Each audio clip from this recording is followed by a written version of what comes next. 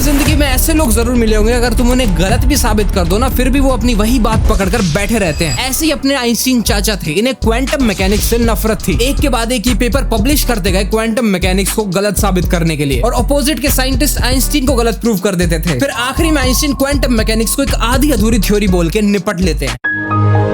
लेकिन उस समय तक पता चल चुका था कि क्वांटम मैकेनिक्स प्रोबेबिलिटी पर चलती है, यानी अगर ये होगा तो वो बनेगा और वो होगा तो ये बनेगा। यानी सीधी भाषा में कुछ भी फिक्स नहीं है क्वांटम की दुनिया में। आइंस्टीन ने भी हिडन वेरिएबल्स दिए थे, जिसमें कहा था कि ठीक है क्वांटम मैकेनिक्स है, बट तुम सब गलत हो।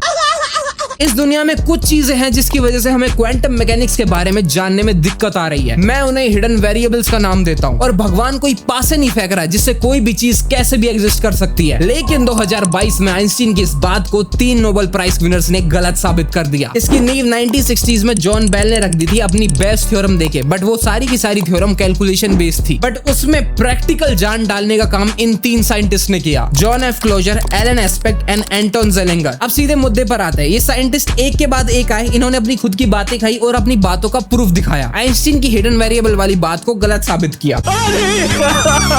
जेलिंगर अंकल ने तो क्वांटम इंटेंगल्ड पार्टिकल ही बना डाले। लोग कर लो बात। एक्सपेरिमेंट कुछ हिसाब से था कि 4 पोलराइज्ड लेंस लिए जाएंगे जिनका माइक्रो स्ट्रक्चर जेल की सलाखों जैसा होगा। चारों को लाइन वाइज प्लेस किया गया 0 डिग्री, 25 डिग्री, 45 डिग्री और 90 डिग्री पे। अब इन सलाखों का होने का मतलब है कि अगर इन लेंस में से लाइट पास की जाए तो वर्टिकल और हॉरिजॉन्टल हर डायरेक्शन होने की वजह से लाइट पास नहीं हो पाएगी। बट गेस व्हाट, ऐसा नहीं हुआ था 0 और 90 डिग्री वाले लेंस यूज करने पर हुआ था, बट बाकी दोनों लेंस ऐड करने पर मानो कि लाइट का प्लेन ही चेंज कर रहे थे। यानी लाइट ऐसे जा रही थी तो ऐसे कर दिया। यानी यूनिवर्स में कहीं नहीं लिखा है कि कोई चीज फिक्स रूप में एग्जिस्ट करेगी। आइंस्टीन की हिडन वेरिएबल वाली बात गलत साबित हो गई, बट इसका मतलब ये नहीं कि आइंस्टीन गलत थे। आइंस्टीन की मैक्सिमम थ्योरीज आज भी वैलिड है जैसे 100 साल पहले थी। वीडियो अच्छी लगी हो तो फॉलो एंड सब्सक्राइब किए बिना मत जाना। बाकी मिलते हैं अगली वीडियो में। Bye bye.